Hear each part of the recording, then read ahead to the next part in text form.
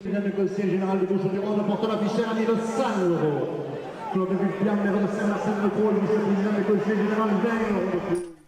La Camargue se caractérise par de nombreuses traditions. Cette culture, très codifiée, doit beaucoup à un homme, le marquis Folco de Baroncelli. Cet homme a accompli une œuvre immense.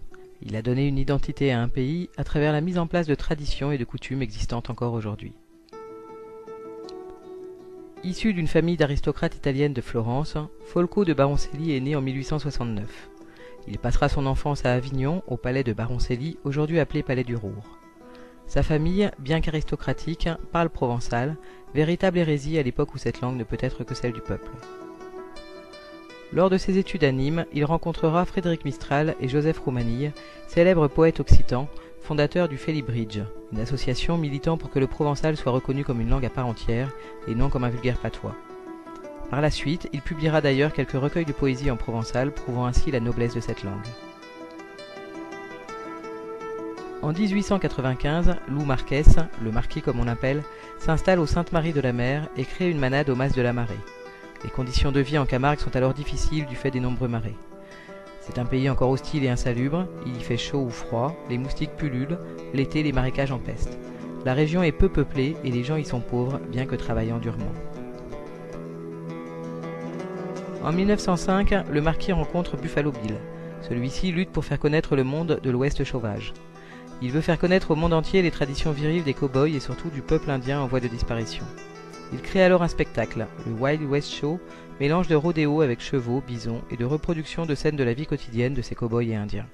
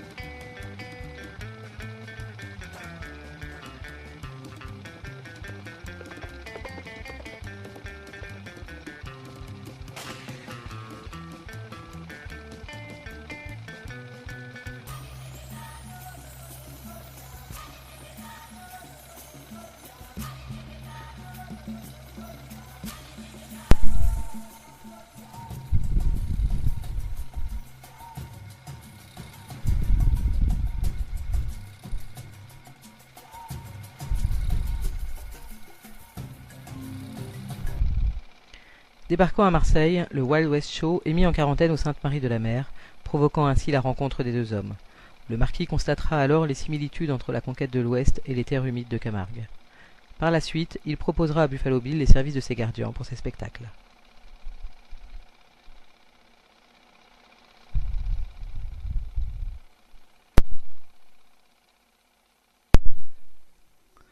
La même année, il rencontre Joe Hamman, créateur des premiers westerns à la française, et mettra ses taureaux et ses chevaux à sa disposition pour les films tournés en Camargue.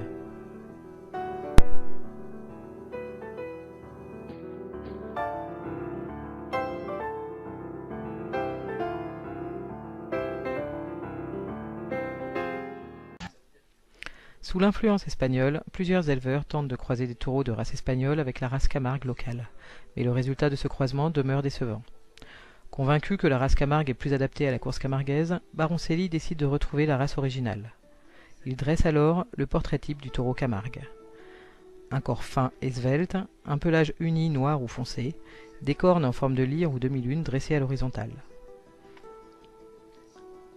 La sélection génétique qu'il opère se voit récompensée par son taureau Provençaux, historique cocardier qui déchaîne les foules. Baroncelli participe aussi activement à la codification de la course camarguaise. Les courses de taureaux avaient toujours existé en Camargue, mais elles n'obéissaient à aucune règle précise. Désormais, la course camarguaise se doit de respecter certaines règles. Le raseteur doit attraper une cocarde fixée sur les cornes du taureau. Un système de primes lui est attribué. Les raseteurs seront habillés de blanc et peuvent s'aider d'un crochet. Un carmen salue l'entrée du taureau et ses actions valeureuses.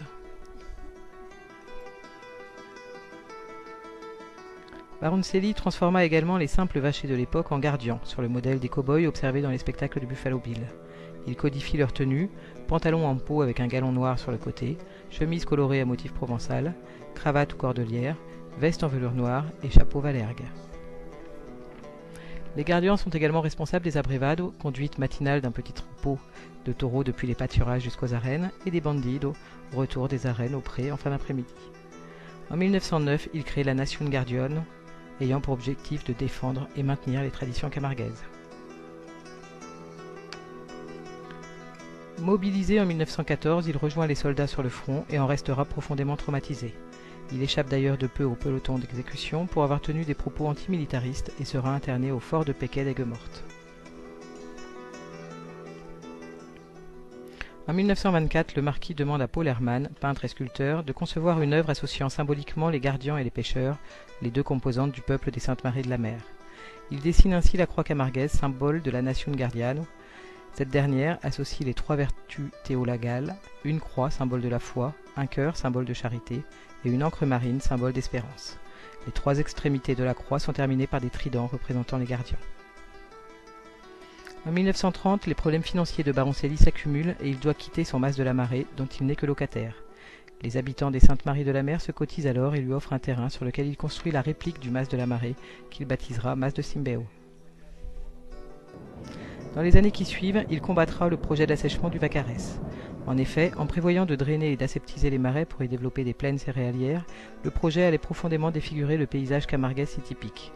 Baroncelli, persuadé de l'importance à venir du tourisme, milita afin de créer une réserve naturelle en Camargue pour protéger ces paysages.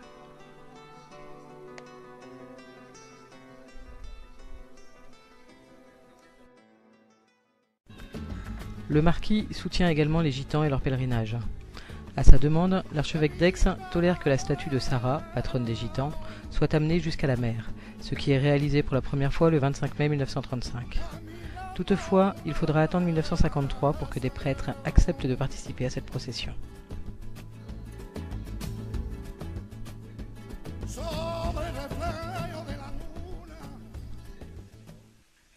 La fin des années 30 n'est pas très heureuse pour le marquis.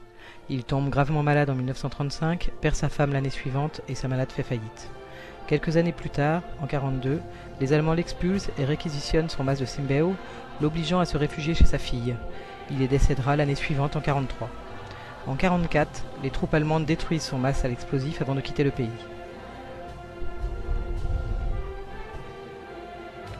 En 1951, les cendres du marquis sont transférées à l'emplacement du mas de Simbeo.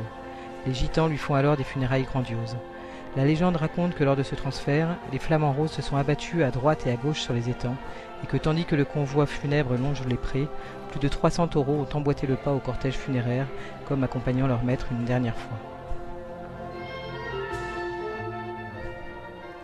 C'est ainsi qu'un aristocrate d'origine italienne, s'inspirant de la culture américaine du Far West, développa pour mieux la préserver, la culture camarguaise.